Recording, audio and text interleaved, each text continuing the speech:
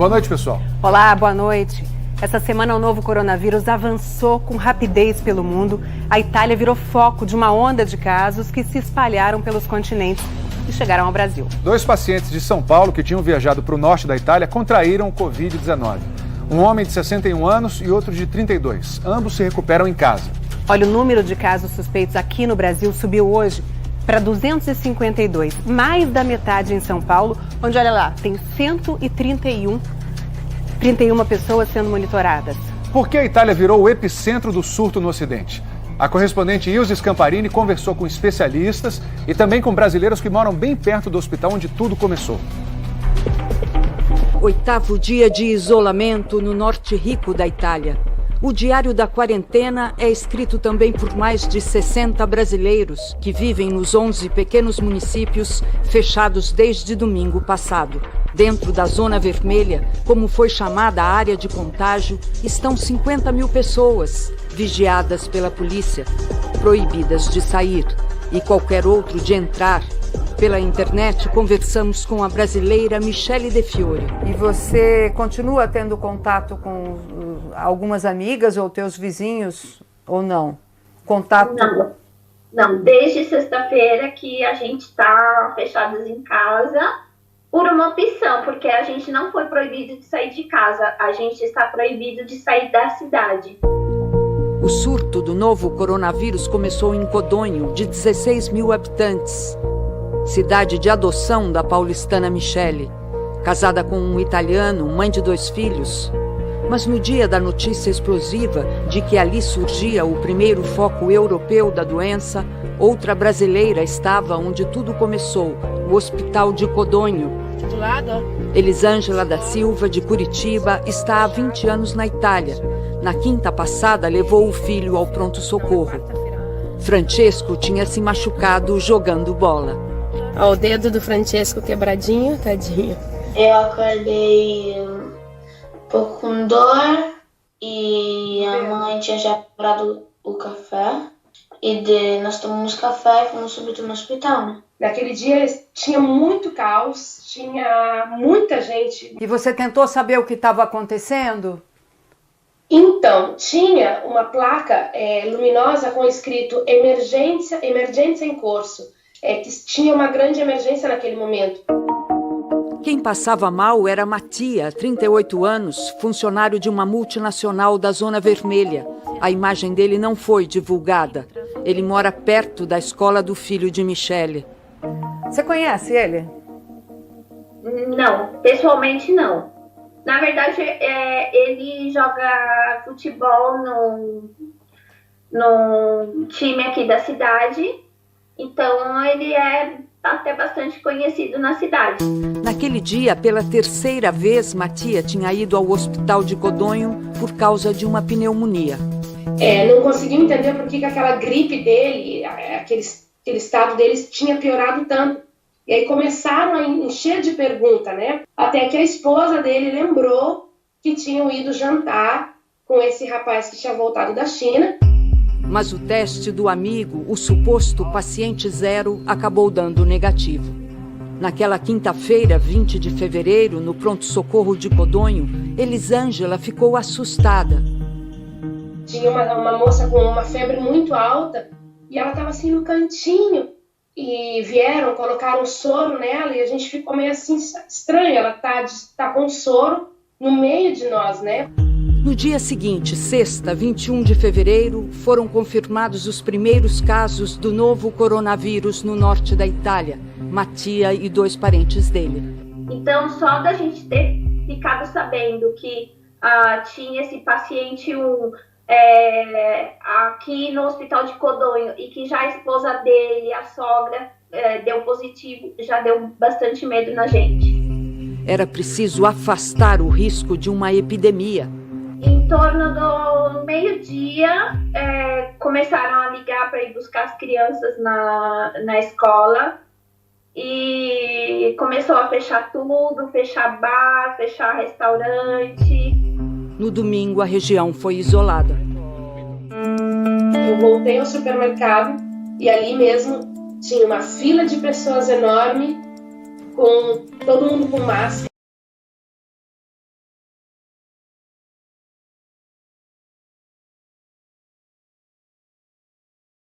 Era com luva. Todo mundo na fila. Entra 2, sai 2. Em pouco tempo, a Itália passou do país que mais rigor havia imposto ao controle do vírus ao país onde a contaminação ficou mais acelerada, 1.500 infectados em uma semana e meia. Da Itália, o vírus se espalhou por 18 países. Mais de 100 hóspedes já foram liberados desse hotel, que está isolado há 5 dias nas Ilhas Canárias, Espanha. 700 pessoas ainda estão em quarentena.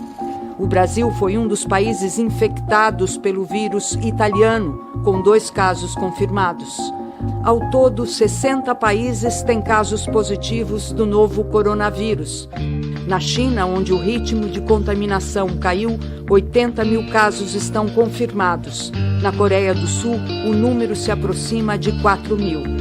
Esse navio de cruzeiro de bandeira britânica, isolado na costa do Japão, tem 700 casos, número superior ao de países como o Irã e o próprio Japão. No mundo todo, quase 3 mil morreram até agora. O prefeito de Codonha elogia o que a crise trouxe de humanidade à Zona Vermelha. Muitos voluntários estão levando comida e remédios aos idosos doentes. Ninguém está sendo esquecido. O prefeito está preocupado com a atividade industrial. Na região, 63 empresas médias e grandes faturam quase 2 bilhões de euros por ano. Elas estão fechadas. 4 cidades do norte da Itália, Milão, Pavia, Cremona e Lodi, representam 2% do produto interno bruto de toda a União Europeia. A tensão se espalhou pelos mercados de todo o mundo. A Bolsa Americana teve a pior semana desde a crise de 2008. E no Brasil, a cotação do dólar fechou a sexta-feira perto dos R$ 4,50. Os turistas sumiram de Milão, a capital econômica da Itália, a 60 quilômetros da Zona Vermelha. O Fantástico pediu ao brasileiro Fernando Singh, que mora na cidade, para mostrar como estão as ruas. As pessoas não estão andando mais com máscaras pela rua e a paranoia diminuiu um pouco.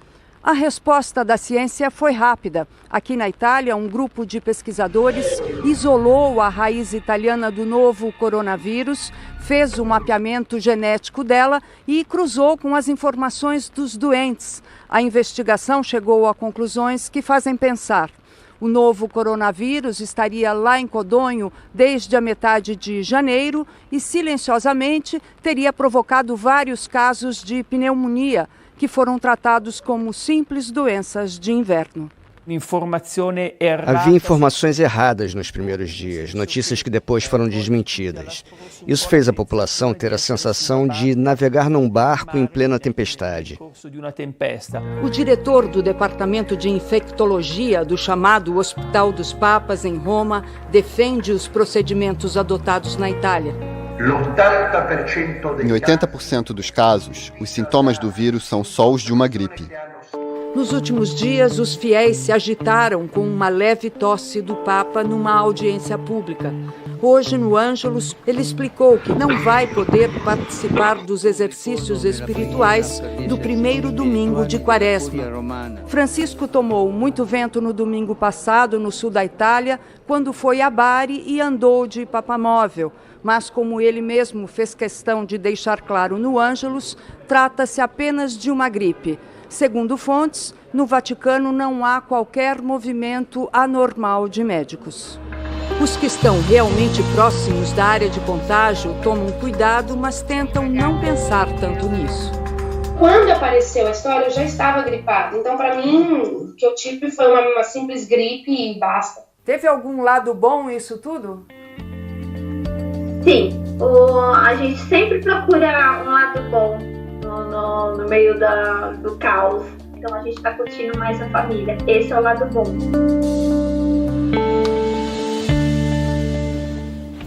E uma correção, antes da reportagem nós dissemos que há 131 casos suspeitos em São Paulo. O número correto é 136. São 136 casos suspeitos de Covid-19 no estado de São Paulo. Aqui na América Latina, mais um país registrou o primeiro caso do novo coronavírus, a República Dominicana. E nos Estados Unidos, mais 2 casos foram confirmados hoje.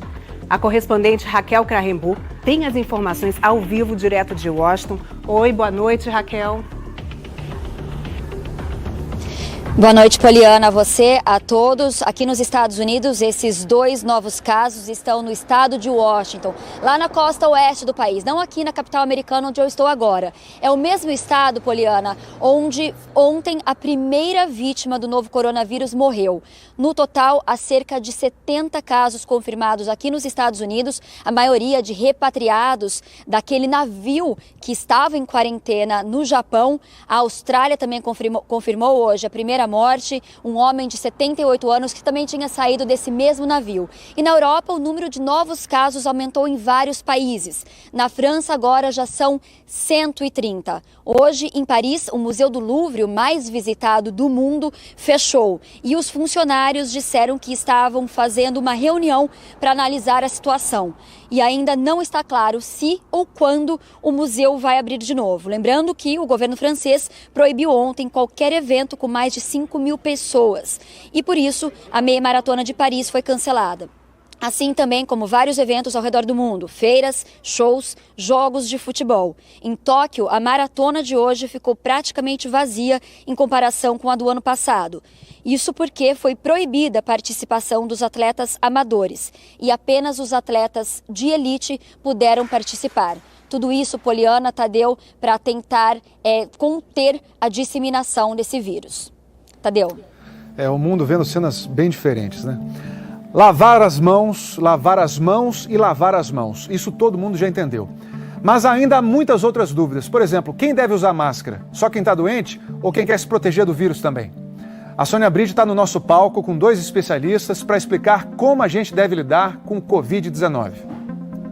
As dúvidas são muitas e quem vai ajudar a esclarecer são os infectologistas Alberto Chebabo, da Universidade Federal do Rio de Janeiro, e Miriam Dalben, do Hospital Sírio-Libanês de São Paulo.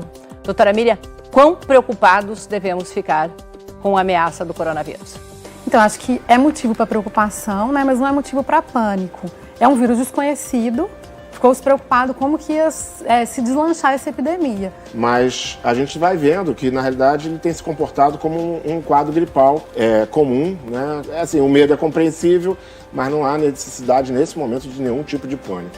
Até porque a maioria de nós provavelmente já teve alguma gripe por coronavírus, né? São 7 tipos de coronavírus, 2 deles provocaram doenças graves. A SARS, que é a Síndrome Respiratória Aguda Grave, que entre 2002 e 2003 atingiu a China. E a MERS, a Síndrome Respiratória do Oriente Médio, a partir de 2012. Mas tem aqueles 4 outros que fazem parte daquele grupo de vírus que provocam a gripe comum. O novo coronavírus é o 7º da família. Como é que pega? Pega do jeito que pega a gripe? Então, a gente sabe que a transmissão ela acontece através da gotícula. Então, quando a pessoa tosse ou a pessoa espirra, ela elimina gotículas mesmo de saliva no ar e que podem contaminar uma pessoa que passe até 1-2 metros de distância. Não pega pela pele. Não pega pela contato pele. com a mucosa. Por isso que é importante higienizar as mãos. O nariz e os olhos. Exato. Ou seja, mantenha as mãos longe do rosto. Mantenha a mão longe do rosto e as mãos limpas. Agora, geralmente, esses lugares mais comuns para você tocar e que está contaminado são assim, teclado, caixa eletrônico, maçaneta, máquina de cartão, maçaneta, corrimão e o celular, que hoje é praticamente uma extensão do corpo de todo mundo. Quem está sempre com o celular na mão. Se você não respeitar esses momentos de higienização das mãos e tocar o seu celular depois que você tocou uma superfície contaminada, ele vai se tornar contaminado. Então é bom a gente ter o hábito de higienizar o celular, pelo menos uma vez ao dia, eu acredito, né? Nesta semana, o Brasil começou a ficar familiarizado com uma expressão diferente, que é a etiqueta respiratória. Como se comporta alguém que está tossindo, que está espirrando? Qual é a maneira certa de fazer isso, protegendo os outros, impedindo que essas gotículas, então, se espalhem pelo ambiente? Uma das formas é, ao tossir ou espirrar, sempre colocar um antiparo na frente da boca. Ou seja, o braço, né? Porque essa região é uma região que a gente toca muito pouco, então o risco de disseminação aqui pelo braço é muito pequeno, diferente das mãos. ou mesmo um lenço de papel. Ou seja, usou lenço de papel, tossiu, espirrou, amassa, jogou fora e lava a mão. E higieniza as mãos, perfeito. Esse conceito de etiqueta respiratória é muito difundido na Ásia, onde também se usa muito máscara. Então a gente não tem evidência de que você usar a máscara de forma indiscriminada controle a epidemia, né? Nenhum tipo de epidemia. E a gente tem que lembrar também que os recursos eles estão escassos. Então, se a gente sair usando máscara em situação em que ela não está indicada, ela vai faltar para aquelas situações em que ela está indicada. Ou seja, a máscara é para proteger os outros. Exatamente. Do seu contágio. Exatamente. O senhor tem as máscaras aí? Tem uma máscara aqui. Então, essa é uma das máscaras, né? Você vai colocar ela na frente do rosto, ela vai impedir que você elimine essas gotículas no ambiente. Normalmente, entre 2 a 4 horas, essa máscara satura. E aí ela perde a função dela, ela tem que ser trocada. Nós brasileiros, nós somos assim bastante afetuosos, né? A gente abraça, beija, dá a mão. A gente deve continuar fazendo isso ou em tempos de perigo de transmissão a gente deve mudar o comportamento? Porque na China, eles nem se tocam para se cumprimentar e virou epidemia, né? A gente não está tendo transmissão na comunidade desse vírus ainda. Mas seria interessante, na época de epidemia, a gente está tendo um número grande de casos de influenza já no Brasil, a gente ter por hábito evitar tantos contatos físicos assim, como forma de minimizar a transmissão de vírus respiratórios, né? Quem está doente, quem está sintomático, esse sim deve evitar beijar, até cumprimentar, dar a mão, avisar antes, olha, eu estou gripado, ou estou resfriado e tal, e evitar esse contato. Daqui até o começo do inverno, a gente vai ter muito mais informações.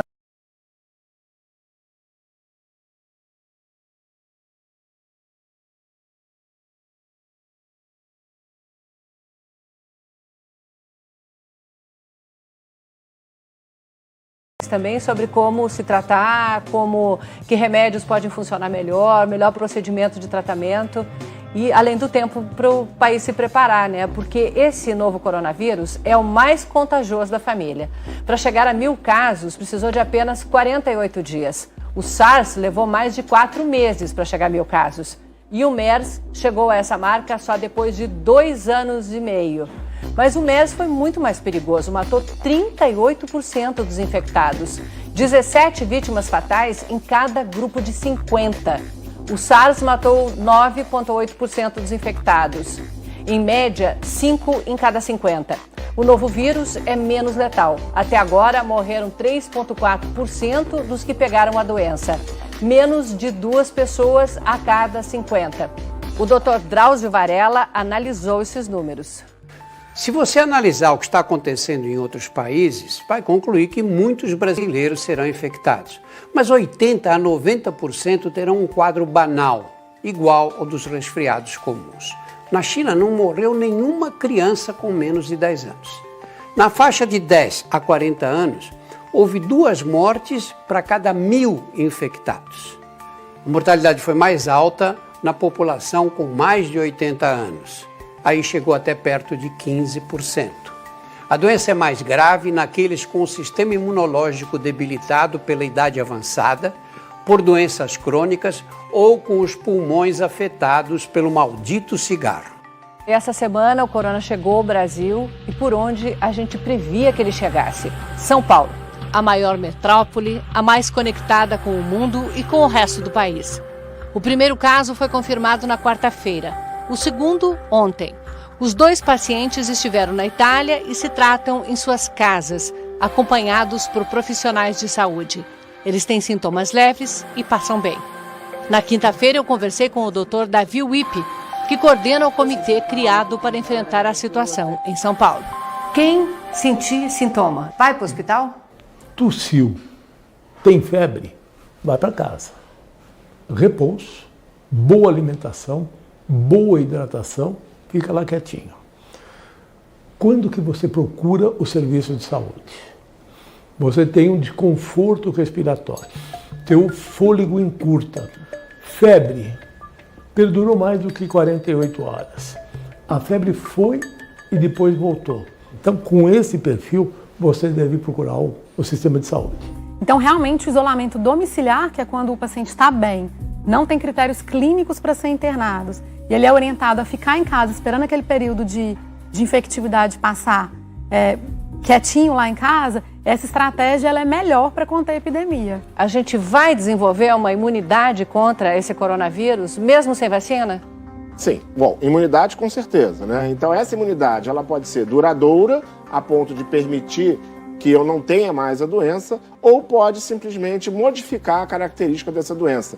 Ela fica, se uma pessoa que já teve coronavírus vai ter de novo, mas doença mais leve, né? O organismo de alguma forma aprende a lidar com ele. Exatamente. Muito obrigada. A gente ainda não sabe se essa epidemia vai realmente chegar ao Brasil e qual é a gravidade que ela vai ter. Duas coisas são importantes. Uma delas é não comece a estocar coisas, máscaras, álcool gel, tem apenas o necessário para o seu uso. Porque se você estoca em casa, pode faltar para quem realmente está precisando. A outra coisa é que uma epidemia já chegou ao Brasil e ela é a epidemia das fake news. Olha essa daqui. Chá de abacate com hortelã previne coronavírus. Tem a dó, né? Prevenção do coronavírus é do jeito clássico, né? Não espirrar, não tossir na cara dos outros, lavar a mão o tempo todo, coisas que você já sabe. E aqui tem um que diz que para você combater o coronavírus, uísque com mel. Quem gosta de beber acha qualquer desculpa para continuar enchendo a cara, né? Procure sites confiáveis quando você tiver qualquer dúvida em relação ao coronavírus. Procure o nosso G1 ou procure o site do Ministério da Saúde. O Ministério tem sido impecável no